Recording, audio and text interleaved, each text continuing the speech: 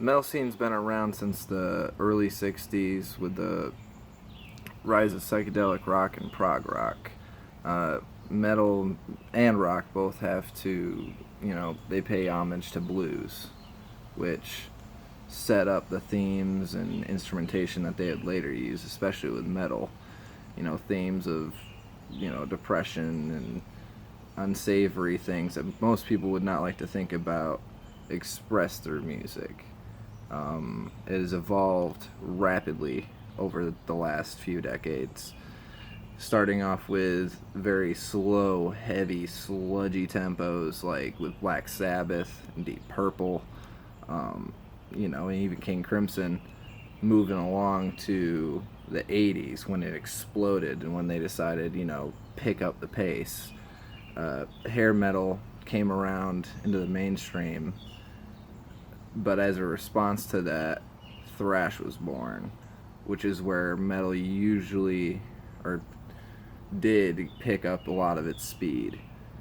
Since then, there was power metal and a whole cavalcade of other subgenres of metal until you hit about late 80s when death metal and 90s where black metal show up and things start to get be pushed to extremes, heavy imagery, morbid, occult themes expressed through the music, which we know metal for today.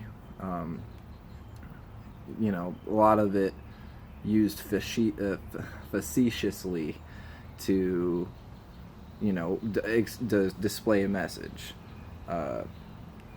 through, talking about castles and demons and all types of other, weird, dark stuff, just to get around to tell you a message about, oppression. Metal evolved after that a little further, but then mostly died in like the early 2000s, late 90s. Surprisingly, with the advent of grunge, his incline is mirrored by metal's decline. Hair metal fell out of fashion. Thrash started to sell out. You had Metallica making more palatable music for a mainstream audience.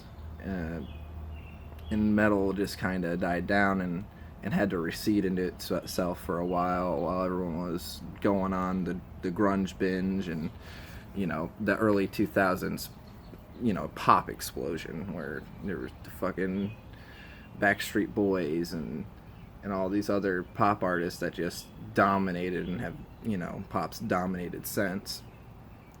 But after metal went underground again, things started to change. Without the studios constantly interfering and checking up and trying to make sure that they could turn a profit on this genre, people were allowed to experiment endlessly. That's why metal has more subgenres than I do hairs on my head. You had this group of people, that had complete freedom.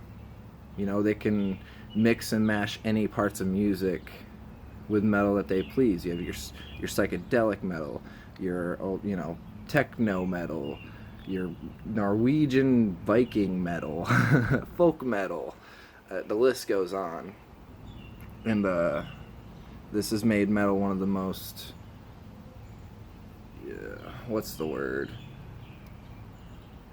One of the most diverse genres, I'd say, maybe, out in the market today, because of this rapid mutation and evolution through being pushed into the mainstream, pulled out of the mainstream. And I'd say it's even started to be pushed into the mainstream again with younger, more revived acts that aren't necessarily wholly just metal, but definitely share a lot of the themes, speed, and just attitude that metal has displayed over the years.